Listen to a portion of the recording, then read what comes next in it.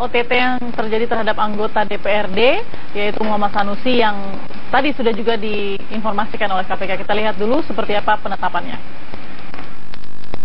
Kamis tanggal 31 Maret 2016 sekitar pukul 19.30 KPK telah melakukan OTT terhadap 2 orang, yaitu MSN, anggota DPRD DKI Jakarta periode 2014-2019, dan GER, swasta, pada sebuah pusat perbelanjaan di Jakarta Selatan setelah menerima uang dari TPT, swasta karyawan PT APL. Selain penangkapan 2 orang tersebut, turut diamankan TPT di kantornya di kawasan Jakarta Barat dan BER. BER ini swasta, sekretaris direktur PT APL, sebagai perantara di rumahnya di daerah Rawamangun, Jakarta Timur. GER menjadi perantara untuk memberikan uang atau hadiah untuk penyelenggara negara yang mewakilinya terkait pembahasan Raperda tentang rencana zonasi wilayah pesisir dan pulau-pulau kecil Provinsi Jakarta tahun 2015-2035 dan Raperda tentang rencana tata ruang kawasan strategis pantai Jakarta Utara. KPK telah menetapkan 3 orang sebagai tersangka, yaitu 1. MSN sebagai penerima, yang kita tetapkan sebagai tersangka berikutnya adalah AWJ, Presiden Direktur PT APL. Sampai hari ini kita belum menangguhkan penangkapan karena kita masih mencoba mencari tahu di mana yang bersangkutan berada. Juga kita tetapkan sebagai tersangka. TPT adalah karyawan PT APL. Ya, penetapan sudah diumumkan oleh Ketua KPK tadi, Agus Raharjo. Saya sudah bersama dengan 2 narasumber. Ada Bang Haji Lulung. Selamat malam, Bang Haji Lulung. Assalamualaikum, selamat malam. Waalaikumsalam warahmatullahi wabarakatuh. Ada juga Mas Hanta Yuda. Selamat malam, Mas Hanta Yuda. Malam, Bakis. Baik, kita dengarkan dulu apa yang terbaru dari KPK setelah penetapan Muhammad Sanusi dan juga tadi dari Berantas Abipraya ya. Denny, ada informasi apa, Denny Sosika, soal penetapan tersangka dari Sanusi, dan apakah benar presidir dari PT Agung Podomoro Land sudah menyerahkan diri ke KPK? Silahkan. Iya, Balkis, informasi yang kami dapatkan hingga saat ini, tepatnya di gedung KPK Jakarta Selatan, hingga saat ini memang jika kita melihat bahwa dari hasil operasi tangkap tangan yang dilakukan oleh KPK pada Kamis lalu, ini sudah mulai memasuki 1x24 jam. Artinya harusnya setelah pemeriksaan 1x24 jam, nantinya harusnya ada diberikan status bagi Muhammad Sanusi ataupun beserta dengan 1 orang tersangka lainnya, apakah memang ditahan ataukah tidak.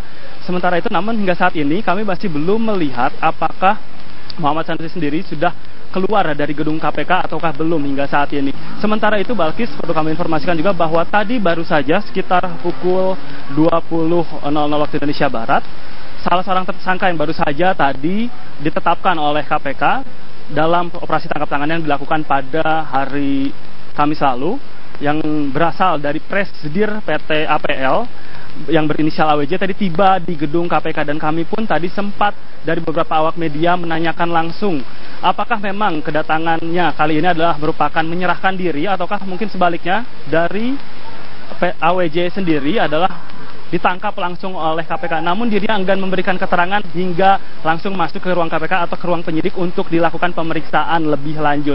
Sementara itu, tadi pun dari KPK sudah melakukan konferensi pers atau keterangan langsung ada berkaitan dengan operasi tangkap tangan yang dilakukan pada Kamis lalu, yaitu diantaranya sudah menetapkan 3 orang tersangka dalam kasus dugaan suap reklamasi di Pantai Utara, yang mana ada 3 tersangka tersebut. Yang pertama adalah Muhammad Sanusi yang merupakan anggota DPRD dari DKI Jakarta, sementara 2 tersangka lainnya adalah yang kedua adalah TPT yang merupakan pihak dari PT APL, dan yang ketiga adalah AWJ dengan inisial AWJ yang merupakan adalah presidir dari PT APL yang baru saja tadi tiba di gedung KPK.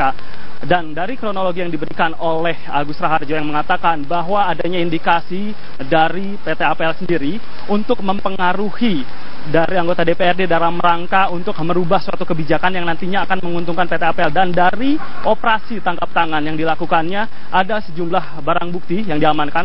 Salah satunya adalah merupakan mobil Jaguar dengan plat nomor B123RX yang merupakan milik dari Muhammad Sanusi. Sementara itu juga ada sejumlah uang yang diamankan, yaitu 1.140 juta rupiah yang diamankan oleh KPK beserta dengan beberapa barang bukti lainnya.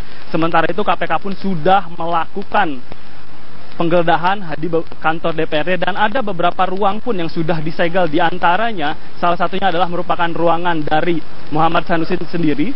Selain itu juga ada dari ruangan dari kakak dari Muhammad Sanusi, yaitu Muhammad Taufik, yang sudah disegel oleh KPK. Dan kami hingga saat ini masih menunggu bagaimanakah nanti hasil dari pemeriksaan yang dilakukan oleh pihak KPK. Apakah memang nantinya dari ketiga tersangka yang sudah tiba di gedung KPK ataupun sudah diamankan ini, apakah nantinya akan langsung ditahan oleh KPK ataukah tidak. Dan kami akan terus mengabarkan kepada Anda bagaimanakah informasi selanjutnya dari gedung KPK ini. Kami kembalikan ke Anda, Balkis. Ya, terima kasih Denny Swastika dari Gedung Komisi Pemberantasan Korupsi. Kita tunggu lagi jika ada perkembangan terbaru. Terima kasih Denny. Ya, kita langsung akan menuju ke narasumber saya sambil menunggu juga yang ada di ujung telepon ya. Nah, Bang Haji Lulung, Anda mengatakan lewat beberapa media begitu, mengatakan bahwa saya prihatin atas penangkapan rekan Sanusi. Saya ingin tanya dulu, mungkin teman-teman di DPRD pada mayoritasnya itu seperti apa? Tapi nanti Bang Lulung, kita harus jeda dulu sesaat lagi ya. Tetap bersama kami. Apa kabar Indonesia Malam? Anggota DPRD Muhammad Sanusi yang sudah ditetapkan menjadi tersangka dalam kasus dugaan penerimaan suap atas kasus ini Raperda juga ya, Bang Haji Lulung mungkin bisa menjelaskan juga persepsinya DPRD sekarang gimana nih melihat Sanusi menjadi tersangka dalam kasus ini? Iya, saya baru tahu sore kemarin sekitar jam 19 waktu Indonesia bagian Barat. Saya merasa kaget saja kan, kemudian merasa prihatin paginya. Kenapa ini bisa terjadi? Karena memang pembahasan Raperda zonasi dan Raperda reklamasi itu sudah dianggap selesai. Oleh karenanya memang tinggal paripurna saja. Paripurnanya memang tidak korum. Karena kenapa? Karena teman-teman melihat ada Undang-Undang Nomor 30 Tahun 2014 tentang administrasi pemerintahan. Bila mana pemerintah membuat kebijakan, masyarakat jangan dijadikan objek, harus dijadikan subjek.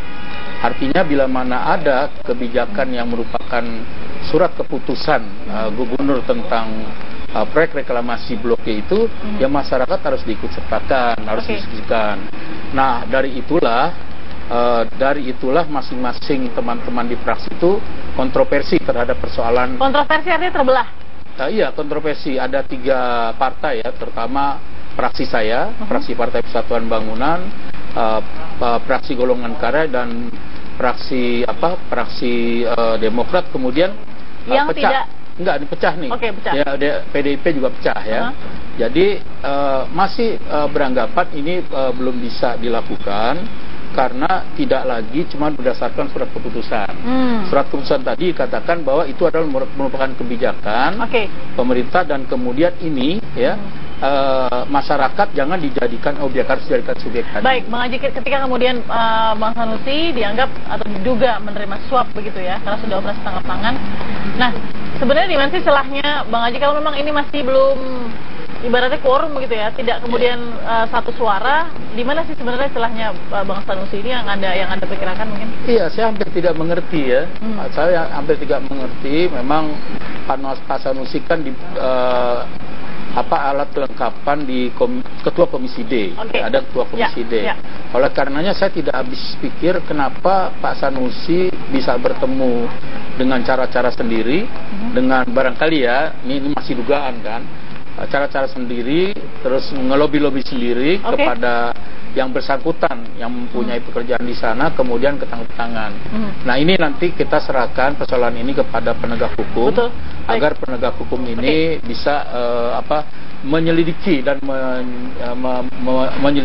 menyidik apa sebenarnya permasalahan yang sehingga Pak Sanusi ditangkap OTT oleh KPK. Baik, sebelum kita ke Mas Hanta Yuda ya, kita dengarkan dulu apa kata dari Wakil Ketua DPRD M. Taufik yang juga kakak dari M. Sanusi ya pada saat pasca penetapan dan juga penangkapan.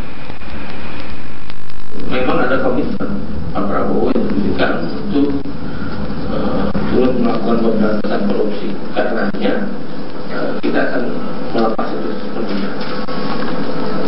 Kemudian sesuai dengan mekanisme organisasi, aturan dasar rumah tangganya, bahwa terbukti maka kita akan usulkan pemecatan. Kita minta pisahkan perlakuan individu dengan institusi partai. Ya. Pisahkan itu perlakuan individu dengan institusi partai. Institusi partai kami tegas-tegas mengatakan tidak melindungi orang yang melakukan tindak pidana korupsi, sehingga tidak ada pendampingan hukum. Nah, akun saya sebagai dokter disiapkan, tapi partai tidak menyiapkan pendampingan hukum. Itulah bagian dari komitmen partai. Ya, dari sinyal yang diberikan oleh M. Taufik itu Mas Hanta ya, bahwa dirinya mengurus pembelaan hukum dengan keluarga pribadi, artinya tidak sama sekali bersama dengan partai begitu ya. Artinya di sini tadi mengatakan juga kami ya sudah komitmen, kami akan mengurus sendiri, menggunakan pembelaan hukum sendiri. Tapi ketika kemudian ini terjadi, Mas Hanta analisa awalnya seperti apa? Ya, pasti publik begini, fenomena ini kan bukan fenomena pertama. Betul. Kerap terjadi di hampir semua partai. Yang akan dibaca oleh publik tentu adalah respons dari partai itu seperti apa. Betul. Dan itu akan menentukan seperti apa babaknya, apakah panjang atau pendek atau akan segera tuntas sebagainya. Kalau misalnya partai punya sikap, komitmen yang tegas mengatakan bahwa ya kalau tadi memberi bantuan hukum bukan partai, tapi partai ada sikap tegas misalnya pemecatan, secara langsung atau diminta mengumumkan dan sebagainya, berarti itu clear, ada komitmen dari partai. Kalau indikasinya memang korupsi semacam ini tidak ada kaitan dengan partai, kecuali ada kaitan dengan partai, itu akan panjang. Tapi tergantung partainya. Kalau partainya kemudian ini membuat panjang, ini tergantung sikap partainya. Kalau partainya kemudian mengatakan ini ada konspirasi politik, ini ada itu kan semakin panjang nantinya. Tapi kalau partai mengatakan apapun apa yang dilakukan oleh kadernya, partai tetap tegas menyerahkan kepada KPK, menurut saya akan cepat tuntas ya paling tidak. Dan bisa sebaliknya akan memberikan disinsentif elektoral bagi partai. Tapi bisa sebaliknya, kalau partai itu bisa mengirimkan pesan kepada publik tentang sikapnya terhadap hal-hal seperti ini. Yang dengan ketegasan yang jelas gitu dari pada saat itu terjadi. Iya, seperti apa. Jadi harus clear. Harus clear. Selain memang partai tidak ada kaitan dengan kasus per kasus itu. Baik, Mas Hanta, Bang Haji dulu kita akan lanjutkan. Kalau memang ini mengutip apa yang dikatakan oleh Pak Laude ya, sebagai pimpinan KPK, bahwa ini adalah grand corruption, artinya tidak hanya, kalau tadi Bang Haji bilang, saya juga bingung kok ngurus sendiri, ketemu dengan presiden sendiri. Kalau memang Pak Laude bisa mengatakan atau berasumsi inilah grand corruption, kira-kira pihak-pihak mana sajakah yang bisa saja begitu terlibat? Terlibat bukan berarti bersalah, tapi bisa ada di dalam lingkaran itu. Sesaat lagi ya, tetap bersama kami. Bersama di Apa Kabar Indonesia Malam, kita lihat dulu bagaimana biodata dari Muhammad Sanusi, anggota DPRD yang sudah ditetapkan menjadi tersangka. Dan sejauh ini ada informasi juga bahwa Presdir yang juga ikut terlibat di dalam kasus ini juga sudah menyerahkan diri. Ini profilnya ya. Karir yang berjalan termasuk menjadi Ketua Komisi D ya, Bang Haji ya, Ketua Fraksi Gerindra dan juga Bendahara DPD.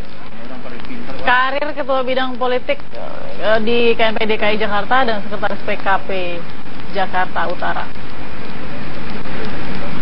Jadi pengalaman dalam bidang politik, Mas Hanta, kalau yang Anda rasakan atas nama Muhammad Sanusi ini seperti apa?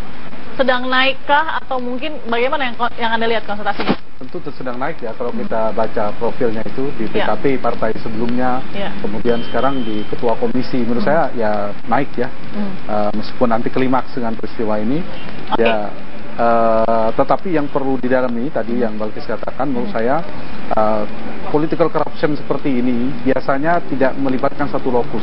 Ini grand corruption, apalagi grand corruption. Pasti kita ingin tuntas biar untuk perbaikan negeri tidak menguap, tidak saling sandera dan seterusnya. Artinya lokus yang saya maksud itu paling tidak kalau political corruption itu satu, ada lokus, ini kan legislatif yang kita bicara. Kemudian ada pihak korporasi yang kemudian sudah menyerahkan diri, dan lokus ketiga biasanya eksekutif. Itu ada kaitannya kebijakan, apalagi perda itu kan ada kesepakatan dari berbagai macam eksekutif dan legislatif. Nah, jadi menurut saya memang ini momentum ya, seleksi kalau dikaitkan dengan Pilkada DKI ya mungkin bagian dari proses ke sana. Mudah-mudahan ini proses seleksi alam sebenarnya yang dilakukan melalui proses hukum di KPK. Jadi sudah benar ya Pak Laude bilang grand corruption, karena memang tidak mungkin nih kayaknya hanya tergantung ujungnya segelintir orang. Iya, gitu ya? Tergantung ujungnya. Jangan sampai nanti kita lihat selanjutnya. Tentu kita kasih memberi dukungan kepada KPK. Ujungnya seperti apa? Kalau ke grand corruption berarti pasti akan ada hal yang lebih besar. Gitu. Baik. Kalau kita baca beberapa komentar ya, Bang Haji juga dari beberapa pihak, tokoh-tokoh juga ya. Mungkin kalau dari Bang Haji dari kata yang dikatakan juga prihatin dan juga kaget.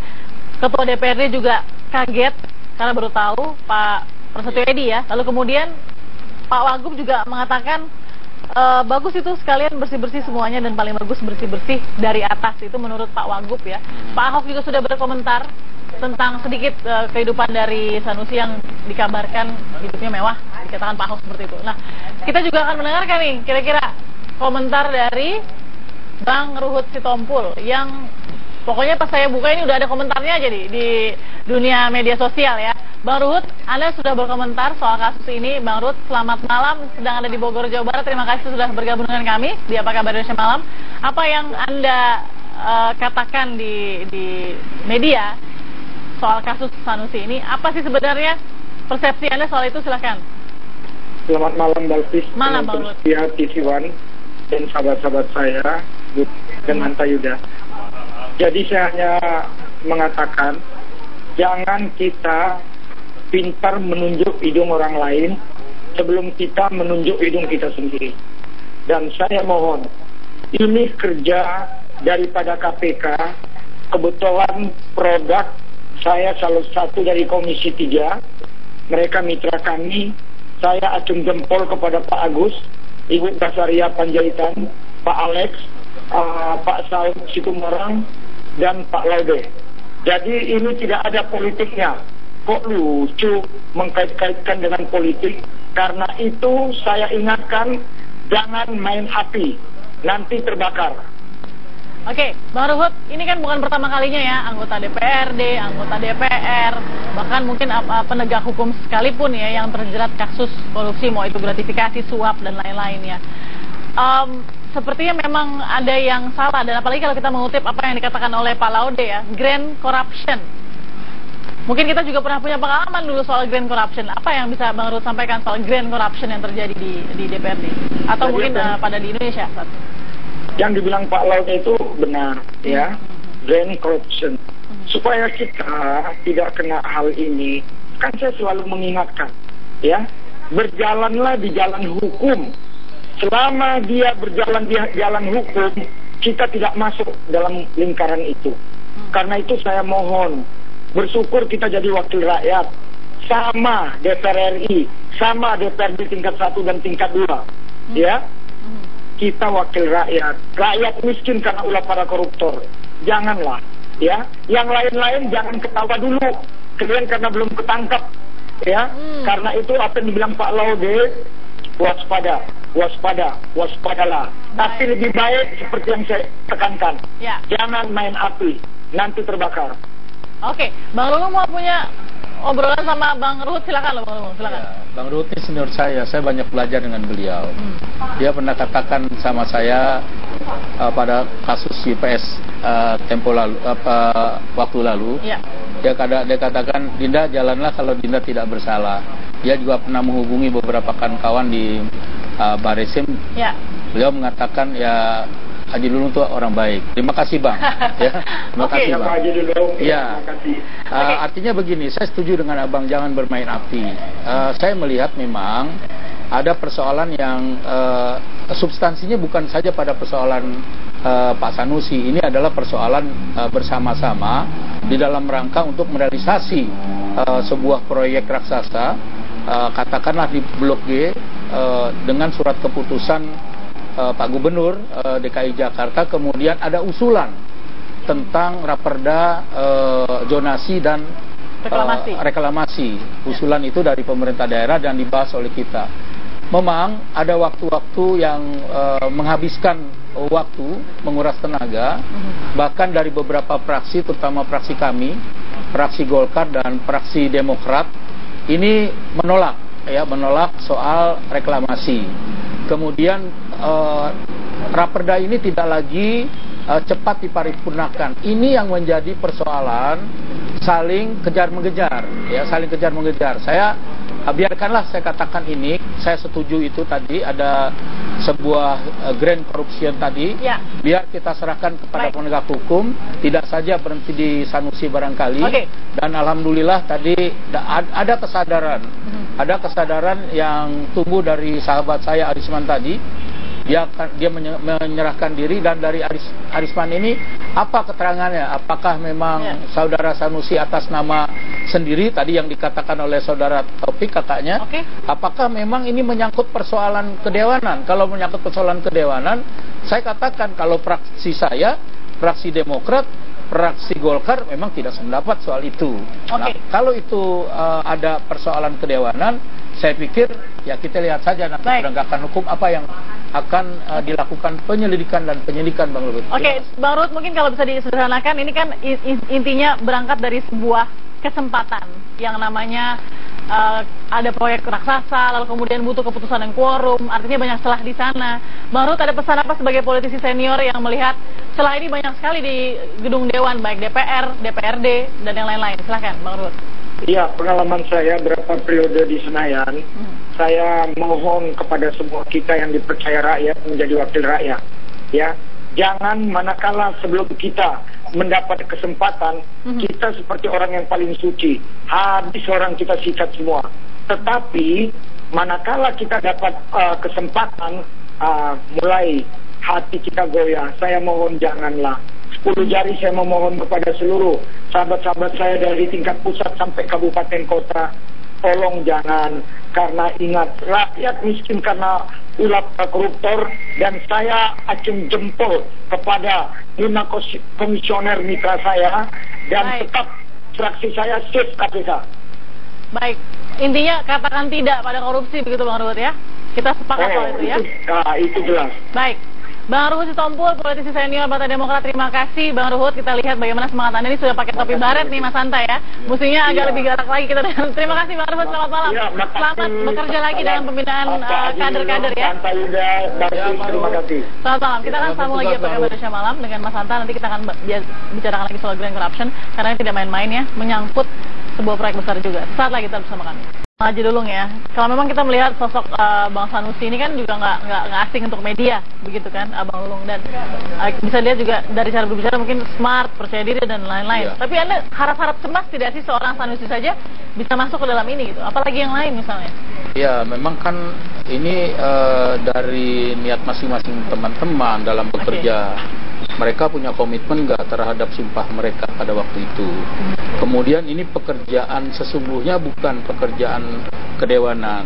Kan ada saja barangkali secara individu dia secara kebetulan ketua kelengkapan dewan, jadi ketua komisi yang punya kompetensi dengan persoalan reklamasi. Ini kan bisa saja mereka sendiri, kemudian... Tapi kan memang di dalam kedewanan juga belum beres kan? Masih ada perbedaan. Maka dari itu. Artinya itu adalah belum sesuatu yang pasti gitu, makanya Bang. Dari itu saya katakan, ini kan tergantung kepribadian teman-teman. Apakah teman-teman melihat secara makro, secara universal dalam persoalan pembahasan ini? Karena memang pembahasan ini tertunda-tunda hanya dari itu saja, dari paripurna saja. Jadi secara keseluruhan hasil raperda di Balegda itu tentang zonasi dan reklamasi sudah selesai. Jadi ini tentang itu saja, tentang apa? Nah, ini berkali-kali, karena ini berkali-kali barangkali ini menjadi perhatian. Saya sudah ingatkan kepada teman-teman terutama orang-orang yang bersangkutan di balik ini harus hati-hati mencermati ini. Oke, tapi kan tadi dari awal kita bilang ya, ini kan grand corruption kalau mengutip kata Pak Laude. Tapi kalau Bang Haji Lulung tadi memberikan sinyalnya ini bahwa iya grand corruption, tapi kemudian jalannya apa yang dipilih oleh Bang Sanusi ini adalah individu. Ya bisa saja itu secara individu, karena kalau saya lihat uang segitu besar misalkan, ini cuman ini aja ya, perkiraan saya. Berapa sih yang akan didapat kalau dia minta segitu, kemudian anggota baliknya itu hampir misalkan hampir 30 orang lah ya. Baik. Berapa dia akan dapat itu? Saya pikir ini memang apa yang dibilang Pak Taufik tadi, ini menyangkut partai atau tidak. Nah, justru Pak Taufik sendiri, kalau saya mendengar tadi, Pak Taufik sendiri itu menilai ini ada artinya ada hal-hal yang bersifat pribadi antara Pak Sanusi dengan Arisman tadi. Baik. Dengan perantara Pak Arisman, karena hubungan Pak Sanusi ini hubungan yang memang dari dulu ya, dulu dia memang dulu pekerja properti ya. Jadi Sanusi ini memang sudah sejahtera dulu baru masuk DPRD. Baik, Pak. Saya juga, ya, yang agak sedikit lucu adalah kemudian bahkan dalam suap pun kita sudah membagi-bagi. Kalau jumlahnya segini kira-kira bisa dibagi berapa orang gitu ya. Ini agak oke. Tapi kita dengarkan dulu Pak Santa, tolong baca gestur ini karena kemudian kita lihat Pak Basuki Cahayapurnama juga memberikan responnya terhadap penangkapan M. Sanusi ya. Kita dengarkan dulu Pak Gubernur DKI Jakarta. Dia hidupnya mewah aja, jam tangannya miliaran. Saya kalau ketemu mobilnya miliaran semua mobil yang kelas atas dia punya. Ya saya nggak tahu, mungkin dia orang kaya kali. Nggak tahu, kamu tadi cek di KPK lah. Sekarang makanya saya dari dulu konsisten bilang, kalau mau jadi pejabat harus lapor LHKPN. Ya kan, kalau kamu lapor LHKPN, harus buktikan pajak yang kamu bayar berapa, baru kamu bisa pantas ngomong teriak-teriak. Itu yang saya bilang kan. Ya kamu cek aja berapa penghasilannya, gaya hidupnya. Jadi nggak usah banyak ngomong gitu loh. Nah sekarang LHKPN-nya kagak lapor gimana coba? Kamu cek aja tuh Sanusi sama Taufik lapor LHKPN nggak? Kagak, naik S-Class, Range Rover, Jaguar. Ya kan, Alphard tuh ada kelas atas lah, Mercy yang kelas ya susah kita ngomong. Waduh, ini yang saya jadi bahan pertanyaan, Pak Ahok ini hafal mobilnya Sanusi ya. Tapi gini, Mas Hanta, polemik terjadi terus kan antara Dewan, Gubernur Eksekutif gitu kan, Legislatif terjadi terus begitu ya. Mudah-mudahan untuk kemajuan bangsa. Tapi dengan posisi seperti ini, mungkin juga Sanusi pernah menyindir Pak Ahok menyindir Bang Sanusi juga. Yang Anda baca dari itu moral message-nya apa tadi? Yang mana yang harus minta ini? Dari awal ketika mengatakan bahwa hidupnya mewah, lalu kemudian tidak ada LHKPN. Ya mungkin itu ya dengan bahasa yang berbeda ya, yang tadi disampaikan oleh Bang Ruhut juga. Ya mungkin masukan dengan gayanya Pak Ahok, tapi memberi saran lah paling tidak. Saya membacanya dari perspektif yang lebih netral kan. Substansi ya. Meskipun mungkin ada hal yang perlu dikomentari dan tidak perlu juga sebenarnya menurut saya dari hal tadi. Ya mungkin sebagai gubernur jauh lebih penting misalnya mendukung proses hukum dan sebagainya gitu. Nah, hal yang seperti itu menurut saya memang bagus lah semuanya, misalnya gubernur membersihkan birokrasi, mengajak birokrasi bersih untuk tata kelola pemerintahan, good governance di birokrasinya, eksekutifnya, kemudian legislatif juga tugasnya masing-masing. Nah, dengan begitu kolaborasinya kalau sama-sama tidak bermasalah bagus. Jangan sampai kolaborasinya bersifat kolutif. Kalau kolutif itu ya misalnya bisa jadi saling sandra, kemudian ada kerjasama, saya bilang lokus dan seterusnya ya, terlepas soal pertarungan di pilkada. Ini yang menurut saya harus ditangkap publik itu sederhana. Kalau ternyata menurut saya publik itu tidak bahagia juga dapat informasi ini. Ini kan berita buruk demokrasi. Bukan senang lalu si A tertangkap senang. Bukan itu. Poinnya bukan itu. Substansinya adalah sebaiknya tidak lagi seperti ini. Nah karena itu yang eksekutif ya tadi pesan Pak Ruhut tadi ya gitu juga penting buat eksekutif, legislatif, buat semuanya menurut saya menjadi penting ya. Tapi kalau membaca tadi dalam konteks pertarungan pilkada ya lain lagi ya. Karena bertarung kan, berseberangan posisinya posisinya. Meskipun tapi, belum diusung juga begitu ya. Baik. Nah, tapi gini Mas Hanta, ini kan tadi Pak Gubernur sudah bicara, tapi kalau kita kutip sedikit apa kata Pak Wagub, kan ini ada bahasa politik juga nih ya. Ini mengatakan sekalian bersih-bersih semuanya, saya dukung KPK. Bagus bersih-bersih dari atas. Sesaat lagi Mas Hanta, saya ingin dengar analisa Anda. Tetap bersama kami. Juga ya penjelasan atau mungkin responsnya Pak Ahok gitu ya atas tertangkapnya Bang Sanusi. Tapi saya ingin tanya dulu sebelum ke Bang Haji dulu, Mas Hanta, kalau Gub sudah bilang, Wagub sudah bilang, Anda bisa katakan apa bahwa pesan-pesan ini sebenarnya disampaikan ke siapa? Ke pelaku-pelaku koruptor misalnya, atau mungkin ke berkaca kepada diri sendiri, atau seperti apa sih sebenarnya? Ya, itu mereka yang paling paham gitu kepada siapa. Tapi menurut saya ini buat semuanya lah, paling tidak kepada penyelenggara negara, kepada semuanya untuk lebih baik lah ke depan itu, terutama komitmen partai politik. Seringkali saya mengatakan semua yang saya katakan lokus tadi, eksekutif, legislatif itu alurnya itu dari partai politik muara rekrutmennya. Jadi kalau misalnya ingin mundur sedikit, pagar-pagar itu dibuat oleh partai politik sendiri untuk menyelamatkan partai juga, untuk sehatnya demokrasi kita ke depan. Bagaimana membenahi soal selain tata kelola pemerintahan, kalau mundur sedikit pola rekrutmen di partai politik ketika cagup, cawagup dan seterusnya. Bagaimana partai dengan serius misalnya membenahi soal pendanaan partai. Bagaimana partai juga serius komitmen dalam menertibkan disiplin terhadap kader partai dan seterusnya. Dan ujung-ujungnya itu jangan sampai kalau publik itu kan sederhana. Kalau ada pertarungan politik biasanya berkelindan dengan kasus-kasus hukum. Ada dua kemungkinan, dia akan menguap atau akan zero sum game. Jadi saling bongkar saja. Nah, bagi publik kalau kemudian akhirnya itu menguap, mengendap, nggak ada gunanya. Jadi kita tetap dukung, kita apresiasi kepada KPK sebagai institusi yang didukung penuh harapan publik. Saya pikir ya hal yang paling normatif yang bisa saya sampaikan sebagai salah satu warga negara adalah mudah-mudahan ini pintu jalan kebaikan untuk perbaikan bangsa kita lah. Tadi menyambung soal apa yang dilakukan KPK ya. Ini ketegasan yang KPK dalam mengumumkan OTT anggota DPRD DKI. Impactnya apa Mas Hanta untuk kemudian persiapan Pilkada 2017 misalnya? Untuk yang lain, bagi nama-nama yang mungkin sudah mendeklarasikan dirinya, ini termasuk Bang Haji Lulung juga nih. Dampaknya mungkin ada, tetapi menurut saya tidak dominan. Karena pertarungan di Pilkada berbeda dengan Pileg. Kalau Pileg itu berkaitan dengan kekuatan jantung, kekuatan elektoral partainya. Tapi kalau Pilkada lebih kepada figur.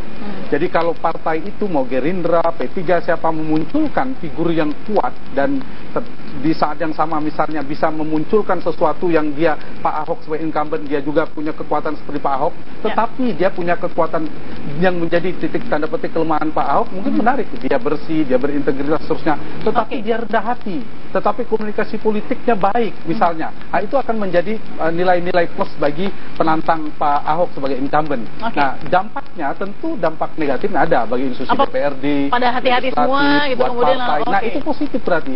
Kalau kemudian lebih hati-hati, dampak kepada partai dampak kepada individu politisi juga ya? Pada individu otomatis. Nah, itu menurut saya positif semua dan ya berkah positifnya itu adalah ya bisa ada pembenahan paling tidak dalam Pilkada DKI, proses rekrutmen partai politik akan lebih hati-hati lagi gitu. Lebih ketat paling tidak. Bang Lulung, tadi dari penjelasan Mas Hanta ya, kalau kita menyambung ya kan ini menuju pertarungan Pilkada DKI juga ya yang terjadi ya hal-hal yang memprihatinkan seperti ini yang mudah-mudahan tidak ada lagi.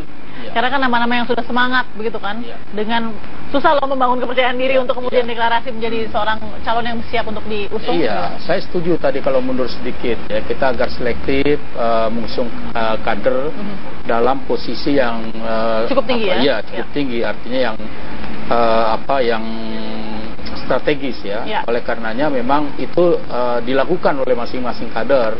Dilakukan LDK, dilakukan kaderisasi. Tinggal bagaimana kembali kepada individu tadi. Ya, kalau dilihat dari dampak dari persoalan calon-calon dari gubernur ya, ini kan memang mereka belum deklarasi semuanya. Belum diusung juga begitu belum diusung juga. Mereka masih punya kesempatan dan tidak punya dampak yang begitu banyak. Tadi saya setuju memang hari ini adalah masyarakat dominan terhadap persoalan-persoalan kefiguran. Masalahnya mohon maaf, politik itu dekat dengan uang sendiri gimana tuh? Ya itulah, itu tidak bisa butuh uang gitu kan. Jadi tidak ada tuh yang dinamakan makan siang katanya tidak. Maksudnya gratis ya?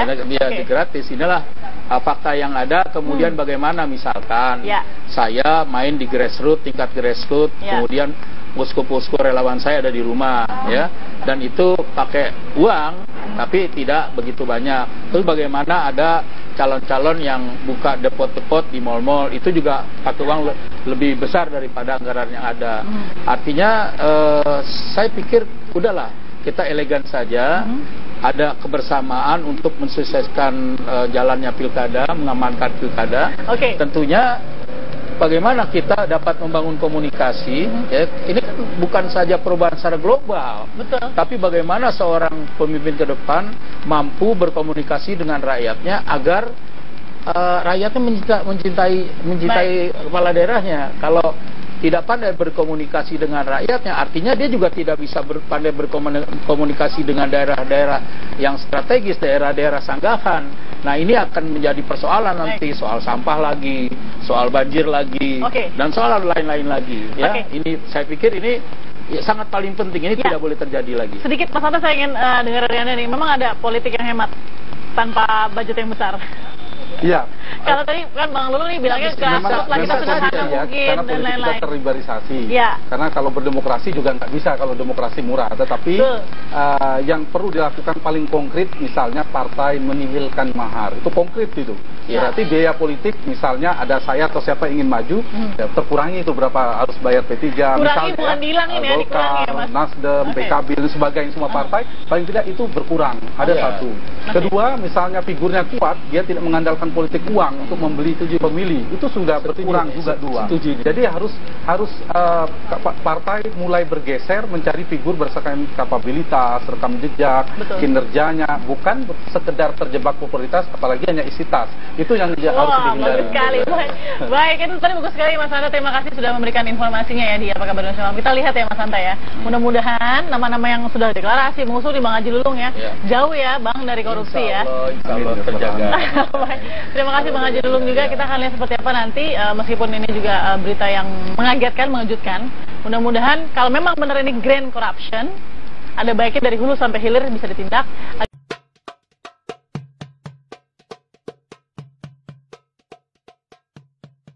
Grand corruption artinya tidak hanya, kalau tadi Bang Haji bilang, saya juga bingung kok ngurus sendiri, ketemu dengan presiden sendiri. Kalau memang Pak Laude bisa mengatakan atau berasumsi adalah grand corruption, kira-kira pihak-pihak mana sajakah yang bisa saja begitu terlibat? Terlibat bukan berarti bersalah, tapi bisa ada di dalam lingkaran itu. Sesaat lagi ya, tetap bersama kami. Bersama di Apa Kabar Indonesia Malam, kita lihat dulu bagaimana biodata dari Muhammad Sanusi, anggota DPRD yang sudah ditetapkan menjadi tersangka. Dan sejauh ini ada informasi juga bahwa Presdir yang juga ikut terlibat di dalam kasus ini juga sudah menyerahkan diri. Ini profilnya ya. Karir yang berjalan termasuk menjadi Ketua Komisi D ya, Bang Haji ya, Ketua Fraksi Gerindra dan juga Bendahara DPD. Karir Ketua Bidang Politik di KNP DKI Jakarta dan Sekretaris PKP Jakarta Utara. Jadi pengalaman dalam bidang politik Mas Hanta, kalau yang Anda rasakan atas nama Muhammad Sanusi ini seperti apa? Sedang naikkah atau mungkin bagaimana yang Anda lihat konsultasinya? Tentu sedang naik ya, kalau kita baca profilnya itu di PKP partai sebelumnya, kemudian sekarang di Ketua Komisi, menurut saya ya naik ya, meskipun nanti klimaks dengan peristiwa ini, ya. Tetapi yang perlu didalami tadi yang Balkis katakan, menurut saya political corruption seperti ini biasanya tidak melibatkan satu lokus. Ini grand corruption, apalagi grand corruption. Pasti kita ingin tuntas biar untuk perbaikan negeri tidak menguap, tidak saling sandera dan seterusnya. Artinya lokus yang saya maksud itu paling tidak kalau political corruption itu satu, ada lokus, ini kan legislatif yang kita bicara. Kemudian ada pihak korporasi yang kemudian sudah menyerahkan diri. Dan lokus ketiga biasanya eksekutif. Itu ada kaitannya kebijakan, apalagi raperda itu kan ada kesepakatan dari berbagai macam eksekutif dan legislatif. Nah, jadi menurut saya memang ini momentum ya, seleksi kalau dikaitkan dengan Pilkada DKI ya mungkin bagian dari proses ke sana. Mudah-mudahan ini proses seleksi alam sebenarnya yang dilakukan melalui proses hukum di KPK. Jadi sudah benar ya Pak Laude bilang grand corruption, karena memang tidak mungkin nih kayaknya hanya tergantung ujungnya segelintir orang. Iya, tergantung ujungnya. Jangan sampai nanti kita lihat selanjutnya. Tentu kita kasih memberi dukungan kepada KPK ujungnya seperti apa. Kalau ke grand corruption berarti pasti akan ada hal yang lebih besar gitu. Baik. Kalau kita baca beberapa komentar ya, Bang Haji, juga dari beberapa pihak, tokoh-tokoh juga ya. Mungkin kalau dari Bang Haji, dari kata yang dikatakan juga prihatin dan juga kaget. Ketua DPRD juga kaget karena baru tahu Pak Prasetyo Edy ya. Lalu kemudian Pak Wagub juga mengatakan bagus itu sekalian bersih-bersih semuanya dan paling bagus bersih-bersih dari atas. Itu menurut Pak Wagub ya. Pak Ahok juga sudah berkomentar tentang sedikit kehidupan dari Sanusi yang dikabarkan hidupnya mewah, dikatakan Pak Ahok seperti itu. Nah, kita juga akan mendengarkan nih kira-kira komentar dari Bang Ruhut Sitompul yang pokoknya pas saya buka ini udah ada komentarnya aja di dunia media sosial ya. Bang Ruhut, Anda sudah berkomentar soal kasus ini. Bang Ruhut, selamat malam, sedang ada di Bogor, Jawa Barat. Terima kasih sudah bergabung dengan kami di Apa Kabar Indonesia Malam. Apa yang Anda katakan di media soal kasus Sanusi ini, apa sih sebenarnya persepsi Anda soal itu? Silahkan. Selamat malam, Balkis. Malam, Bang Ruhut. Ya, TV One dan sahabat-sahabat saya dan Hanta Yuda. Jadi saya hanya mengatakan, jangan kita pintar menunjuk hidung orang lain sebelum kita menunjuk hidung kita sendiri. Dan saya mohon, ini kerja daripada KPK, kebetulan produk saya salah satu dari Komisi 3, mereka mitra kami. Saya acung jempol kepada Pak Agus, Ibu Basaria Panjaitan, Pak Alex, Pak Saud Situmorang, dan Pak Laude. Jadi ini tidak ada politiknya. Kok lucu mengkait-kaitkan dengan politik? Karena itu saya ingatkan, jangan main api, nanti terbakar.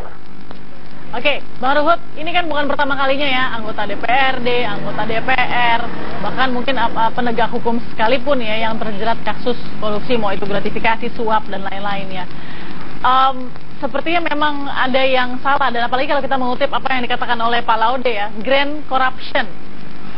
Mungkin kita juga pernah punya pengalaman dulu soal grand corruption. Apa yang bisa Bang Ruhut sampaikan soal grand corruption yang terjadi di DPRD? Atau mungkin pada di Indonesia? Yang dibilang Pak Laude itu benar ya, grand corruption. Supaya kita tidak kena hal ini, kan saya selalu mengingatkan ya, berjalanlah di jalan hukum. Selama dia berjalan di jalan hukum, kita tidak masuk dalam lingkaran itu. Karena itu saya mohon, bersyukur kita jadi wakil rakyat, sama DPR RI, sama DPRD tingkat 1 dan tingkat 2 ya. Kita wakil rakyat, rakyat miskin karena ulah para koruptor. Janganlah ya, yang lain-lain jangan ketawa dulu kalian karena belum ketangkap ya. Karena itu apa yang dibilang Pak Laude, waspada, waspada, waspadalah. Tapi lebih baik seperti yang saya tekankan ya. Jangan main api, nanti terbakar. Oke, Bang Lulu mau punya obrolan sama Bang Ruhut, silakan loh Bang Lulu, silakan. Ya, Bang Ruhut ini senior saya banyak belajar dengan beliau. Dia pernah katakan sama saya pada kasus IPS tempo lalu, waktu lalu. Ya. Dia katakan, Dinda jalanlah kalau Dinda tidak bersalah. Dia juga pernah menghubungi beberapa kawan di Baresim. Ya. Beliau mengatakan ya Haji Lulung itu orang baik. Terima kasih Bang. Ya, terima kasih Bang. Haji Lulung. Ya. Artinya begini, saya setuju dengan Abang, jangan bermain api. Saya melihat memang ada persoalan yang substansinya bukan saja pada persoalan Pak Sanusi. Ini adalah persoalan bersama-sama di dalam rangka untuk merealisasi sebuah proyek raksasa, katakanlah di Blok G, dengan surat keputusan Pak Gubernur DKI Jakarta. Kemudian ada usulan tentang raperda zonasi dan reklamasi. Usulan itu dari pemerintah daerah dan dibahas oleh kita. Memang ada waktu-waktu yang menghabiskan waktu, menguras tenaga, bahkan dari beberapa fraksi, terutama fraksi kami, fraksi Golkar dan fraksi Demokrat, ini menolak soal reklamasi.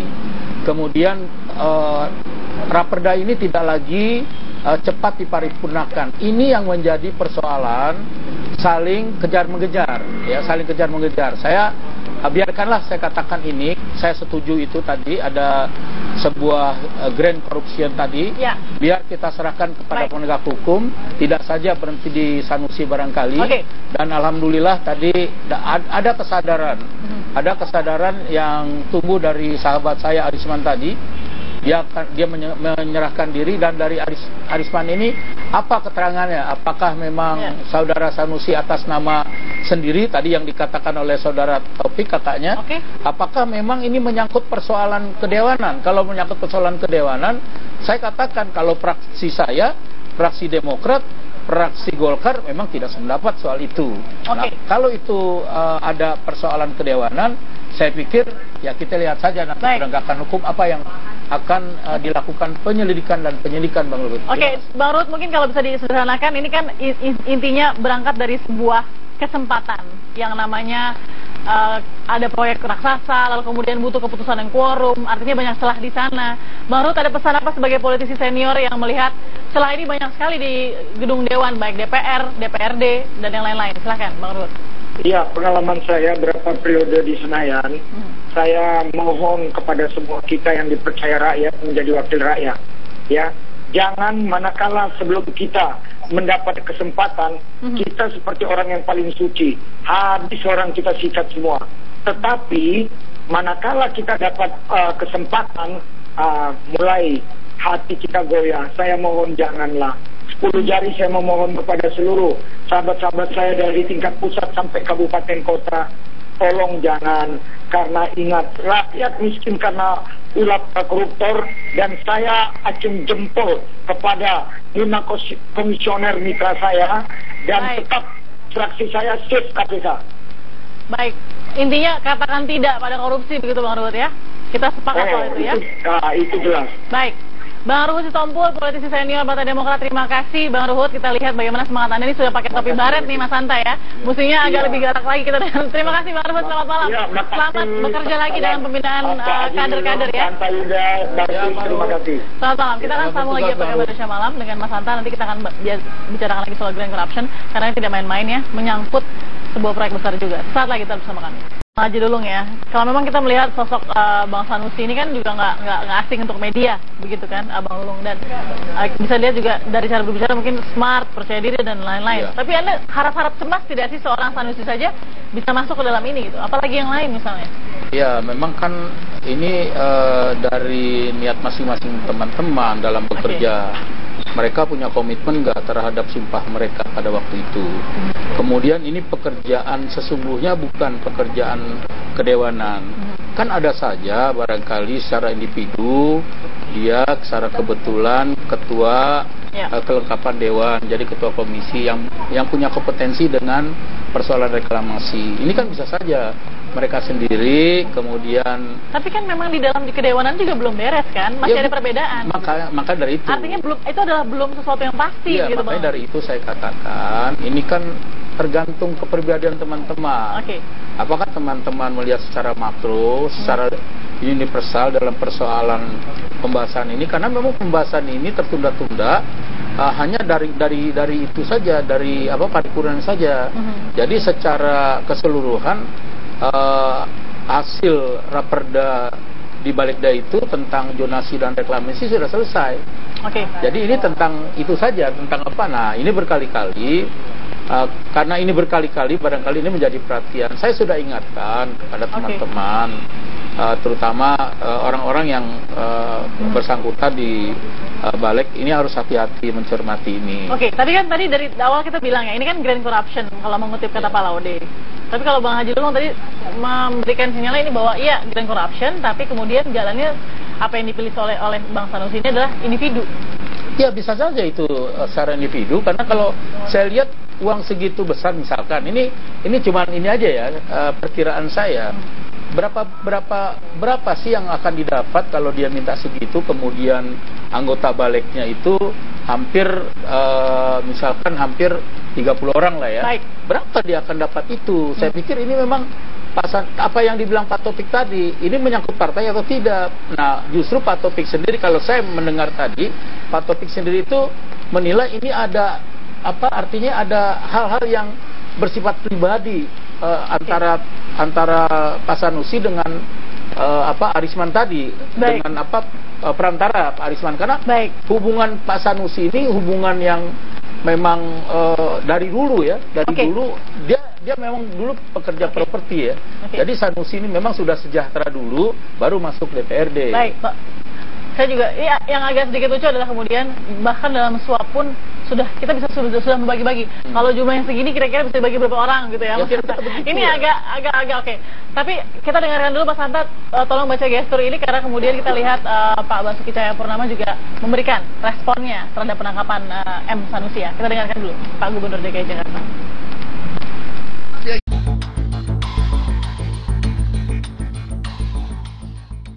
OTT yang terjadi terhadap anggota DPRD yaitu Muhammad Sanusi yang tadi sudah juga diinformasikan oleh KPK. Kita lihat dulu seperti apa penetapannya. Kamis tanggal 31 Maret 2016 sekitar pukul 19.30 KPK telah melakukan OTT terhadap 2 orang yaitu MSN anggota DPRD DKI Jakarta periode 2014-2019 dan GER swasta pada sebuah pusat perbelanjaan di Jakarta Selatan setelah menerima uang dari TPT swasta karyawan PT APL. Selain penangkapan 2 orang tersebut, turut diamankan TPT di kantornya di kawasan Jakarta Barat dan BER ini swasta sekretaris direktur PT APL sebagai perantara di rumahnya di daerah Rawamangun, Jakarta Timur.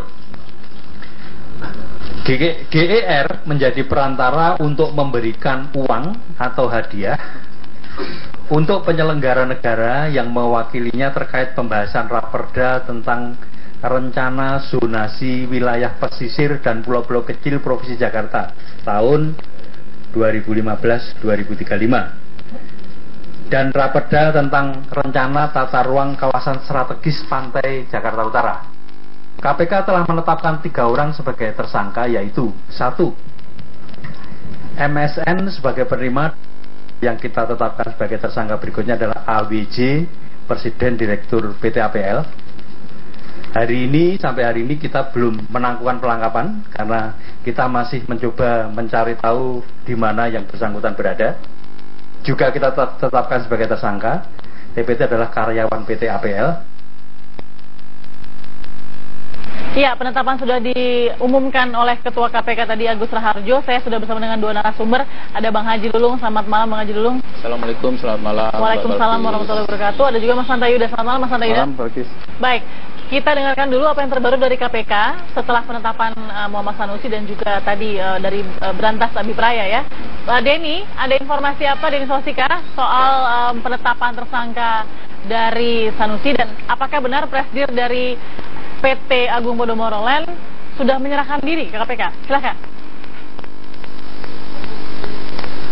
Iya, Balkis, informasi yang kami dapatkan hingga saat ini, tepatnya di gedung KPK Jakarta Selatan, hingga saat ini memang jika kita melihat bahwa dari hasil operasi tangkap tangan yang dilakukan oleh KPK pada Kamis lalu, ini sudah mulai memasuki 1x24 jam, artinya harusnya setelah pemeriksaan 1x24 jam, nantinya harusnya ada diberikan status bagi Muhammad Sanusi ataupun beserta dengan 1 orang tersangka lainnya, apakah memang ditahan ataukah tidak. Sementara itu, namun hingga saat ini kami masih belum melihat apakah Muhammad Sanusi sendiri sudah keluar dari gedung KPK ataukah belum hingga saat ini. Sementara itu, Balkis, perlu kami informasikan juga bahwa tadi baru saja sekitar pukul 20.00 waktu Indonesia Barat, salah seorang tersangka yang baru saja tadi ditetapkan oleh KPK dalam operasi tangkap tangan yang dilakukan pada hari Kamis lalu, yang berasal dari presidir PT APL yang berinisial AWJ tadi tiba di gedung KPK, dan kami pun tadi sempat dari beberapa awak media menanyakan langsung apakah memang kedatangannya kali ini adalah merupakan menyerahkan diri ataukah mungkin sebaliknya dari AWJ sendiri adalah ditangkap langsung oleh KPK. Namun dirinya enggan memberikan keterangan hingga langsung masuk ke ruang KPK atau ke ruang penyidik untuk dilakukan pemeriksaan lebih lanjut. Sementara itu, tadi pun dari KPK sudah melakukan konferensi pers atau keterangan langsung ada berkaitan dengan operasi tangkap tangan yang dilakukan pada Kamis lalu, yaitu diantaranya sudah menetapkan 3 orang tersangka dalam kasus dugaan suap reklamasi di Pantai Utara, yang mana ada 3 tersangka tersebut. Yang pertama adalah Muhammad Sanusi yang merupakan anggota DPRD dari DKI Jakarta.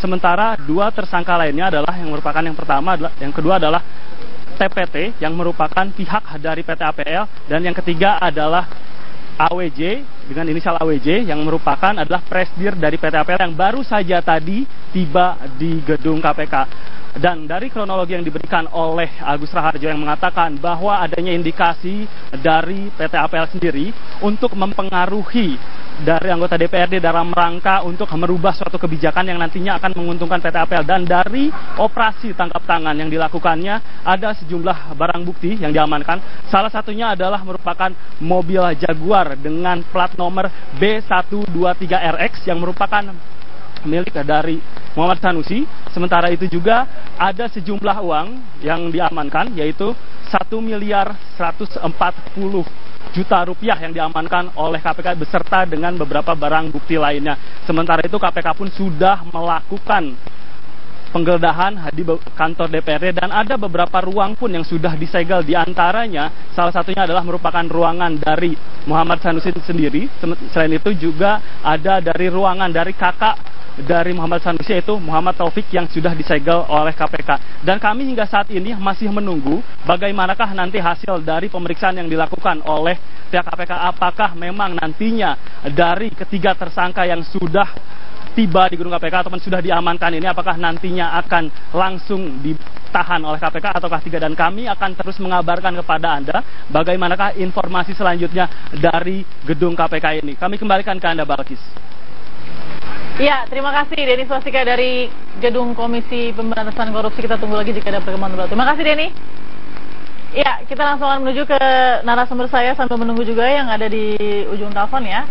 Nah, Bang Haji Lulung, Anda mengatakan lewat beberapa media begitu, mengatakan bahwa saya prihatin atas penangkapan rekan Sanusi. Saya ingin tanya dulu, mungkin teman-teman di DPRD pada mayoritasnya itu seperti apa? Tapi nanti Bang Lulung, kita harus jeda dulu sesaat lagi ya. Kita bersama kami. Apa kabar Indonesia Malam? Anggota DPRD Muhammad Sanusi yang sudah ditetapkan menjadi tersangka dalam kasus dugaan penerimaan suap atas kasus ini Raperda juga ya, Bang Haji Lulung, mungkin bisa menjelaskan juga persepsinya DPRD sekarang gimana nih melihat Sanusi menjadi tersangka dalam kasus ini? Iya, saya baru tahu sore kemarin sekitar jam 19 waktu Indonesia bagian Barat. Saya merasa kaget saja kan, kemudian merasa prihatin paginya. Kenapa ini bisa terjadi? Karena memang pembahasan Raperda zonasi dan Raperda reklamasi itu sudah dianggap selesai. Oleh karenanya memang tinggal paripurna saja. Paripurnanya memang tidak korum. Karena kenapa? Karena teman-teman melihat ada Undang-Undang Nomor 30 Tahun 2014 tentang administrasi pemerintahan. Bila mana pemerintah membuat kebijakan, masyarakat jangan dijadikan objek, harus dijadikan subjek. Artinya bila mana ada kebijakan yang merupakan surat keputusan gubernur tentang proyek reklamasi Blok G itu, ya masyarakat harus diikutsertakan, harus diskusikan. Nah, dari itulah masing-masing teman-teman di fraksi itu kontroversi terhadap persoalan. Kontroversi artinya terbelah? Iya, kontroversi. Ada 3 partai ya, terutama fraksi saya, fraksi Partai Persatuan Bangunan, fraksi Golongan Karya, dan fraksi Demokrat. Kemudian yang pecah. Enggak, dipecah nih. Pecah. Ya, PDIP juga pecah ya. Jadi masih beranggapan ini belum bisa dilakukan karena tidak lagi cuma berdasarkan surat keputusan. Surat keputusan tadi katakan bahwa itu adalah merupakan kebijakan pemerintah, dan kemudian ini ya masyarakat jangan dijadikan objek, harus dijadikan subjek. Baik, Bang Haji, ketika kemudian Bang Sanusi dianggap atau diduga menerima suap begitu ya, karena sudah operasi tangkap tangan. Nah, sebenarnya di mana sih celahnya, Bang Haji, kalau memang ini masih belum ibaratnya quorum begitu ya, tidak kemudian satu suara, di mana sih sebenarnya celahnya Bang Sanusi ini yang Anda perkirakan mungkin? Iya, saya hampir tidak mengerti ya. Saya hampir tidak mengerti. Memang Pak Sanusi kan di alat kelengkapan di Ketua Komisi D. Ada Ketua Komisi D. Oleh karenanya saya tidak habis pikir kenapa Pak Sanusi bisa bertemu dengan cara-cara sendiri dengan barangkali ya, ini masih dugaan kan, cara-cara sendiri, terus ngelobi-lobi sendiri kepada yang bersangkutan yang mempunyai pekerjaan di sana, kemudian ketangkep tangan. Nah, ini nanti kita serahkan persoalan ini kepada penegak hukum. Agar penegak hukum ini bisa menyelidiki dan menyelidiki dan menyidik apa sebenarnya permasalahan yang sehingga Pak Sanusi ditangkap OTT oleh KPK. Baik, sebelum kita ke Mas Hanta Yuda ya, kita dengarkan dulu apa kata dari Wakil Ketua DPRD M. Taufik yang juga kakak dari M. Sanusi ya pada saat pasca penetapan dan juga penangkapan. Memang ada komitmen Pak Prabowo yang diberikan untuk turut melakukan pemberantasan korupsi. Karenanya kita akan melepas itu sepenuhnya. Kemudian sesuai dengan mekanisme organisasi, aturan dasar rumah tangganya, bahwa kalau terbukti maka kita akan usulkan pemecatan. Kita minta pisahkan perlakuan individu dengan institusi partai. Ya. Pisahkan itu perlakuan individu dengan institusi partai. Institusi partai kami tegas-tegas mengatakan tidak melindungi orang yang melakukan tindak pidana korupsi, sehingga tidak ada pendampingan hukum. Nah, akun saya sebagai dokter disiapkan, tapi partai tidak menyiapkan pendampingan hukum. Itulah bagian dari komitmen partai. Ya, dari sinyal yang diberikan oleh M. Taufik itu Mas Hanta ya, bahwa dirinya mengurus pembelaan hukum dengan keluarga pribadi, artinya tidak sama sekali bersama dengan partai begitu ya. Artinya di sini tadi mengatakan juga kami ya sudah komitmen, kami akan mengurus sendiri, menggunakan pembelaan hukum sendiri. Tapi ketika kemudian ini terjadi, Mas Hanta analisa awal seperti apa? Ya, pasti publik begini, fenomena ini kan bukan fenomena pertama. Betul. Kerap terjadi di hampir semua partai. Yang akan dibaca oleh publik tentu adalah respons dari partai itu seperti apa. Betul. Dan itu akan menentukan seperti apa babaknya, apakah panjang atau pendek atau akan segera tuntas sebagainya. Kalau misalnya partai punya sikap, komitmen yang tegas mengatakan bahwa ya kalau tadi memberi bantuan hukum bukan partai, tapi partai ada sikap tegas misalnya pemecatan, secara langsung atau diminta mengundurkan dan sebagainya, berarti itu clear, ada komitmen dari partai. Kalau indikasinya memang korupsi semacam ini tidak ada kaitan dengan partai, kecuali ada kaitan dengan partai, itu akan panjang. Tapi tergantung partainya. Kalau partai yang kemudian ini membuat panjang ini tergantung sikap partainya. Kalau partai yang kemudian mengatakan ini ada konspirasi politik, ini ada itu kan semakin panjang nantinya. Tapi kalau partai mengatakan apapun apa yang dilakukan oleh kadernya, partai tetap tegas menyerahkan kepada KPK, menurut saya akan cepat tuntas ya paling tidak, dan bisa sebaliknya akan memberikan disinsentif elektoral bagi partai. Tapi bisa sebaliknya, kalau partai itu bisa mengirimkan pesan kepada publik tentang sikapnya terhadap hal-hal seperti ini. Yang dengan ketegasan yang jelas begitu dari pada saat itu terjadi. Iya, seperti apa. Jadi harus clear. Harus clear. Selain memang partai tidak ada kaitan dengan kasus per kasus itu. Baik, Mas Hanta, Bang Haji dulu kita akan lanjutkan. Kalau memang ini mengutip apa yang dikatakan oleh Pak Laude ya, sebagai pimpinan KPK, bahwa ini adalah hidupnya mewah aja, jam tangannya miliaran. Saya kalau ketemu mobilnya miliaran semua mobil yang kelas atas dia punya. Ya saya nggak tahu, mungkin dia orang kaya kali, nggak tahu. Kamu tadi cek di KPK lah.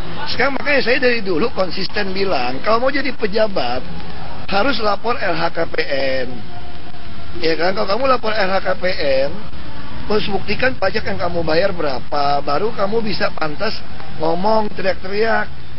Itu yang saya bilang kan, ya kamu cek aja berapa penghasilannya, gaya hidupnya.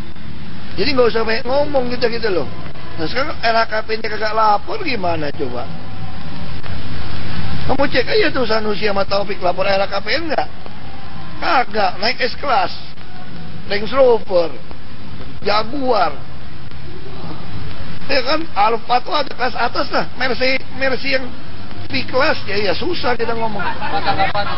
Waduh, ini yang saya jadi bahan pertanyaan, Pak Ahok ini hafal mobilnya Bang Sanusi ya. Tapi gini, Mas Hanta, polemik terjadi terus kan antara Dewan, Gubernur Eksekutif gitu kan, Legislatif terjadi terus begitu ya. Mudah-mudahan untuk kemajuan bangsa. Tapi dengan posisi seperti ini, mungkin juga Sanusi pernah menyindir Pak Ahok menyindir Bang Sanusi juga. Yang Anda baca dari itu moral message-nya apa tadi? Yang mana yang harus komentari? Dari awal ketika mengatakan bahwa hidupnya mewah, lalu kemudian tidak ada LHKPN. Ya mungkin itu ya dengan bahasa yang berbeda ya yang tadi disampaikan oleh Bang Ruhut juga. Ya mungkin masukan dengan gayanya Pak Ahok tapi memberi saran lah paling tidak. Saya membacanya dari perspektif yang lebih netral kan. Substansi ya. Meskipun mungkin ada hal yang perlu dikomentari dan tidak perlu juga sebenarnya menurut saya dari hal tadi. Ya mungkin sebagai gubernur jauh lebih penting misalnya mendukung proses hukum dan sebagainya gitu. Nah, hal yang seperti itu menurut saya memang bagus lah semuanya, misalnya gubernur membersihkan birokrasi, mengajak birokrasi bersih untuk tata kelola pemerintahan, good governance di birokrasinya, eksekutifnya, kemudian legislatif juga tugasnya masing-masing.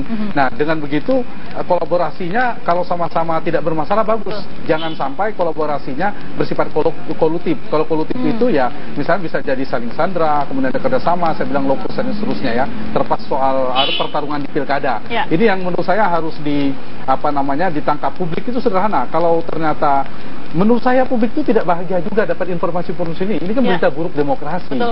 Bukan senang lalu si A tertangkap senang. Bukan poinnya bukan itu. Substansinya adalah sebaiknya tidak lagi seperti ini. Nah, karena itu yang eksekutif ya tadi pesan Pak Ruhut tadi ya gitu juga penting buat eksekutif, legislatif, buat semuanya menurut saya menjadi penting ya. Tapi kalau membaca tadi dalam konteks pertarungan pilkada ya lain lagi ya.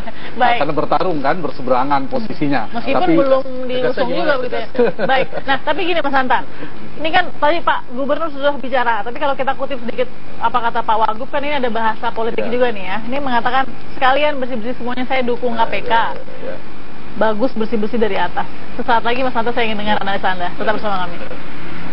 Juga ya penjelasan atau mungkin responsnya Pak Ahok gitu ya atas tertangkapnya Bang Sanusi. Tapi saya ingin tanya dulu tadi sebelum ke Bang Haji dulu, Mas Hanta, kalau Gub sudah bilang, Wagub sudah bilang, Anda bisa katakan apa bahwa pesan-pesan ini sebenarnya disampaikan ke siapa? Ke pelaku-pelaku koruptor misalnya, atau mungkin ke berkaca kepada diri sendiri atau seperti apa sih sebenarnya? Ya, tentu mereka yang paling paham ditujukan kepada siapa. Tapi menurut saya ini buat semuanya lah. Paling tidak kepada penyelenggara negara, kepada semuanya untuk lebih baik lah ke depan itu. Terutama komitmen partai politik. Seringkali saya mengatakan semua yang saya katakan lokus tadi eksekutif, legislatif itu alurnya itu dari partai politik muara rekrutmennya. Jadi kalau misalnya ingin mundur sedikit, pagar-pagar itu dibuat oleh partai politik sendiri untuk menyelamatkan partai juga, untuk sehatnya demokrasi kita ke depan. Bagaimana membenahi soal selain tata kelola pemerintahan, kalau mundur sedikit pola rekrutmen di partai politik ketika cagup, cawagup dan seterusnya. Bagaimana partai dengan serius misalnya membenahi soal pendanaan partai. Bagaimana partai juga serius komitmen dalam menertibkan disiplin terhadap kader partai dan seterusnya. Dan ujung-ujungnya itu jangan sampai kalau publik itu kan sederhana. Kalau ada pertarungan politik biasanya berkelindan dengan kasus-kasus hukum. Ada dua kemungkinan, dia akan menguap atau akan zero sum game. Jadi saling bongkar saja. Nah, bagi publik kalau kemudian akhirnya itu menguap, mengendap, nggak ada gunanya. Jadi kita tetap dukung, kita apresiasi kepada KPK sebagai institusi yang didukung penuh harapan publik. Saya pikir ya hal yang paling normatif yang bisa saya sampaikan sebagai salah satu warga negara adalah mudah-mudahan ini pintu jalan kebaikan untuk perbaikan bangsa kita lah. Tadi menyambung soal apa yang dilakukan KPK ya. Ini ketegasan yang KPK dalam mengumumkan OTT anggota DPRD DKI. Impactnya apa Mas Hanta untuk kemudian persiapan Pilkada 2017 misalnya? Untuk yang lain, bagi nama-nama yang mungkin sudah mendeklarasikan dirinya, ini termasuk Bang Haji Lulung juga nih. Dampaknya mungkin ada, tetapi menurut saya tidak dominan. Karena pertarungan di Pilkada berbeda dengan Pileg. Kalau Pileg itu berkaitan dengan kekuatan jantung, kekuatan elektoral partainya. Tapi kalau Pilkada lebih kepada figur. Jadi kalau partai itu mau Gerindra, P3 siapa memunculkan figur yang kuat dan di saat yang sama misalnya bisa memunculkan sesuatu yang dia Pak Ahok sebagai incumbent dia juga punya kekuatan seperti Pak Ahok, tetapi dia punya kekuatan yang menjadi titik tanda petik kelemahan Pak Ahok mungkin menarik, dia bersih, dia berintegritas seterusnya, tetapi dia rendah hati, tetapi komunikasi politiknya baik misalnya. Nah, itu akan menjadi nilai-nilai plus bagi penantang Pak Ahok sebagai incumbent. Nah, dampaknya tentu dampak negatifnya ada bagi institusi DPRD, pada hati-hati semua gitu, buat kemudian partai. Nah, itu positif berarti. Ya. Kalau kemudian lebih hati-hati, dampak kepada partai iya, dampak kepada individu politisi juga ya. Pada individu otomatis. Nah, itu menurut saya